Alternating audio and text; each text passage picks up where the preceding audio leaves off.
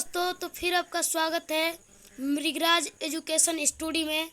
तो मैं आज इस वीडियो में यह बताऊंगा कि विज्ञान किसे कहते हैं, विज्ञान की कितनी शाखाएं होती है, विज्ञान और मापन में क्या क्या आता है, यही मैं बताने जा रहा हूँ इस वीडियो में। तो इस वीडियो को लास्ट तक देखते रहिएगा, क्योंकि ये पाठ जो मैं निकाला हूँ वो भौतिक विज्ञान के 9 क्लास का भौतिक विज्ञान के पहला लेसन का है। तो आप इसका फेयर करते जाइएगा, ठीक है। तो चलिए मैं इस वीडियो को शुरू करता हूँ। तो विज्ञान, साइंस जिसको कहते हैं, विज्ञान को क्या कहते हैं इंग्लिश में? साइंस। क्या? साइंस। अब साइंस की परिभाषा देखो, ये मतलब कि अब याद हो जाएगा तो याद कर लेना, नहीं याद होगा तो एक कॉपी ले लेना और लिखते जाना, बाद में याद कर लेना। तो तुम्हारा पहला कड़ी है कि सावधानी पूर्वक और क्रमबद्ध तरीके से किए गए प्रयोगों इसका मतलब क्या होगा? सावधानी पूर्वक तो आप समझते हैं, और क्रमबद्ध तरीके से, तरीका मतलब नियम से किए गए प्रयोगों, प्रयोग मतलब उसका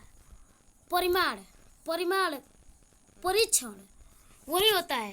प्रयोगों और परीक्षणों को ही क्या द्वारा प्राप्त ज्ञान को ही क्या कहते हैं? विज्ञान। लिख लेना, ठीक है।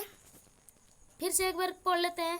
सावधानी पूर्वक और क्रमबद्ध तरीके से किए गए प्रयोगों और परीक्षणों द्वारा प्राप्त ज्ञान को ही क्या कहते हैं? विज्ञान। लिख लेना, ठीक है। अब क्या कर रहा है? विज्ञान की कितने शाखाएं होती है? 2। कितने? 2। ये भी लिख लेना। विज्ञान की कितने शाखाएं होती है? दूसरा प्रश्न है तुम्हारा, प्रश्न बनाकर लिखना, ठीक है। विज्ञान की कितने शाखाएं होती है? तो क्या कितनी? 2, ठीक है। तो अब विज्ञान की 2 शाखाएं के बारे में पढ़ते हैं। विज्ञान की 2 शाखाएं कौन कौन होती है? तो इसको डायग्राम की मदद से हम समझेंगे, ठीक है। तो ये विज्ञान है, ठीक है। यहाँ पर विज्ञान और विज्ञान इस तरह, ठीक है। मैं पहले से डायग्राम बना दिया हूँ तो समझाने में और बढ़िया रहता है। तो विज्ञान का पहला शाखा है क्या? भौतिक विज्ञान, ठीक है।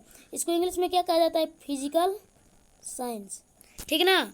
और दूसरी शाखा है क्या? जीव विज्ञान, और इसको क्या कहते हैं इंग्लिश में? Life science. ये भी लिख लेना, ठीक है। अब इनकी हम परिभाषाओं को देखते हैं, ठीक है ना। इनकी परिभाषा है, इनमें निर्जीव पदार्थों तथा उनसे संबंधित घटनाओं का अध्ययन किया जाता है। कह रहा है, क्या कर रहा है? इसमें निर्जीव, भौतिक विज्ञान में क्या आता है? जो हम देखते हैं, जो निर्जीव वस्तु जो गति नहीं करती है, उसी को क्या कहते हैं? निर्जीव पदार्थ, ठीक है। उसी को निर्जीव पदार्थ से संबंधित, यानी संबंधित मतलब जोड़, संबंधित घटनाओं को अध्ययन किया जाता है, वही क्या कहा जाता है? भौतिक विज्ञान, फिजिकल साइंस। और हम देखते हैं जीव विज्ञान, लाइफ साइंस।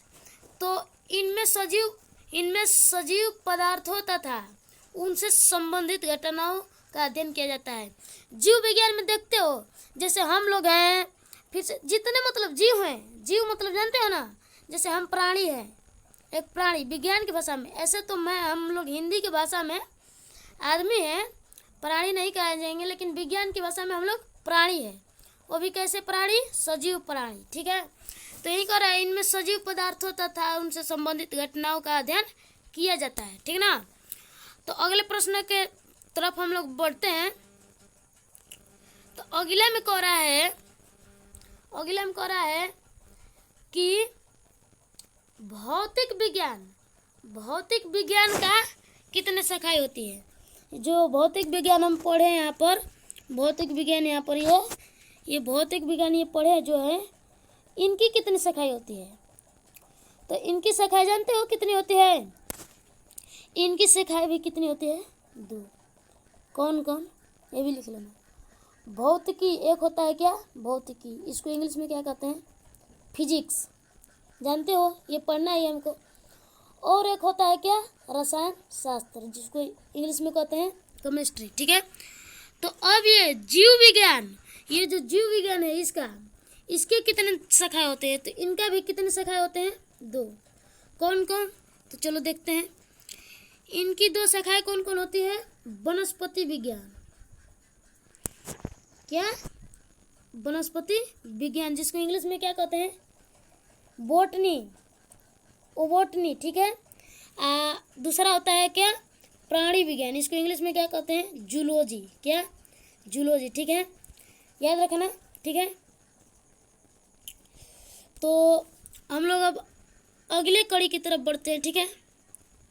अब कह रहा है क्या, मेजरमेंट, क्या, मापन। मैं बोला था ना कि विज्ञान और मापन के बारे में पढ़ना है, तो वही मैं पढ़ा रहा हूँ। तुम लोग समझना मत कि ये दूसरा चीज़ है, वही चीज़ मैं पढ़ा रहा हूँ छाट कर, ठीक है, लिख कर। तो ये मेजरमेंट मतलब क्या होता है, मापन, ठीक है। तो मापन की परिभाषा देखो, विज्ञान मापन पर आधारित है, ठीक। किसी भी राशि का माप के लिए कुछ मानक मापों की आवश्यकता होती है, जिसे राशि का मात्रक यूनिट कहते हैं, ठीक है। मतलब कह रहे हैं विज्ञान, जो मैं अभी पिछले कड़ी में बताया कि विज्ञान, वो विज्ञान किस पे आधारित होता है, किस पे निर्भर होता है, किस पे आधारित होता है, तो वो होता है क्या, मापन, क्या, मेजरमेंट। तो विज्ञान मापन पर आधारित है, इसका अर्थ समझ में आया। किसी भी राशि या वस्तु के लिए माप के, किसी भी राशि की माप के लिए कुछ मानक मापों, मतलब जो माना गया है, उन्हीं मापों की आवश्यकता होती है, जिसे राशि का मात्रक यूनिट कहते हैं। कह रहा है किसी राशि के पूर्ण ज्ञान के लिए 2 बातें आवश्यक होती है। किसी राशि के लिए पूर्ण ज्ञान के लिए 2 बातें आवश्यक होती है। तो पहला होता है मात्रक, जिससे राशि को व्यक्त किया जाता है। पहला है मात्रक, जिससे राशि को व्यक्त किया जाता है। दूसरा संख्यांक, जो राशि में मात्रक की संख्या कहलाता है, भौतिक राशियाँ, जिसको इंग्लिश में क्या कहते हैं, फिजिकल क्वांटिटीज। भौतिक के नियमों को जिन पदों में व्यक्त किया जाता है, भौतिक के नियमों को जिन पदों में व्यक्त किया जाता है, उन्हें भौतिक राशियाँ कहते हैं। जैसे लंबाई, द्रव्यमान, समय, बल इत्यादि।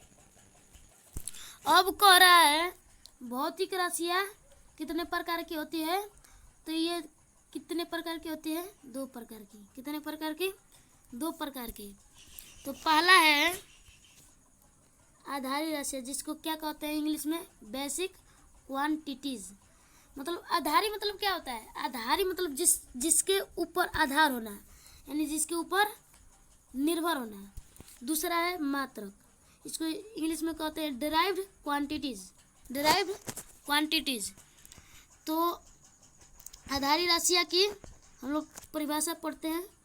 तो आधारी राशियाँ वे राशियाँ जो स्वतंत्र मानी जाती है, आधारी राशियाँ कहलाती है। जैसे द्रव्यमान और लंबाई इत्यादि।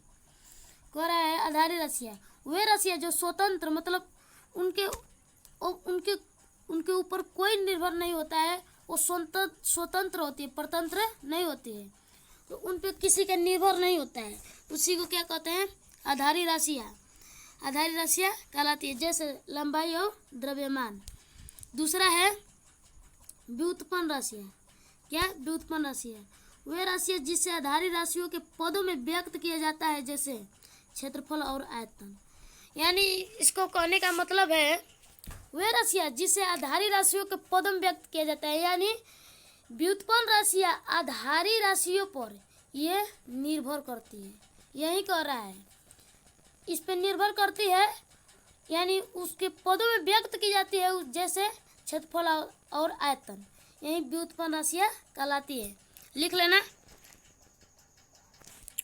और जैसे जो व्युत्पन्न राशियाँ में बताया, वे राशियाँ आधारित राशियाँ के पदों में व्यक्त की जाती है, उसे क्षेत्रफल, उसे व्युत्पन्न राशियाँ कहते हैं। और जैसे में इसका है क्षेत्रफल और आयतन। तो इसी का सूत्र दिया है यहाँ पर, ये भी बहुत जरूरी है, मैथ में भी आता है और विज्ञान में भी इसका मतलब प्रश्न आता है। तो इसका सूत्र हो गया क्षेत्रफल बराबर क्या, लंबाई गुणित चौड़ाई। ये आयत का क्षेत्रफल है, ठीक है, आयत, मैथ में इसको आयत का क्षेत्रफल कहेंगे, ठीक है ना, लिख लेना। और जो आयतन होता है, आयतन, ये घनाभ का आयतन हो गया, ठीक है। तो घनाभ का आयतन क्या होता है, एल गुणे बी गुणे यच, ठीक है, लंबाई गुणे चौड़ाई गुणे ऊंचाई, ठीक है, लिख लेना, ये भी बहुत इंपॉर्टेंट है, ठीक है ना।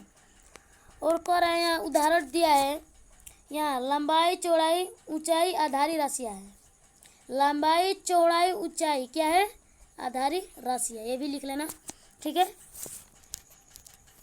अब ये नोट बहुत जरूरी है, मैं एक नोट लिखा कि आधारी राशियाँ के मात्रक, आधारी मात्रक तथा व्युत्पन्न राशियों के मात्रक व्युत्पन्न मात्रक कहलाता है।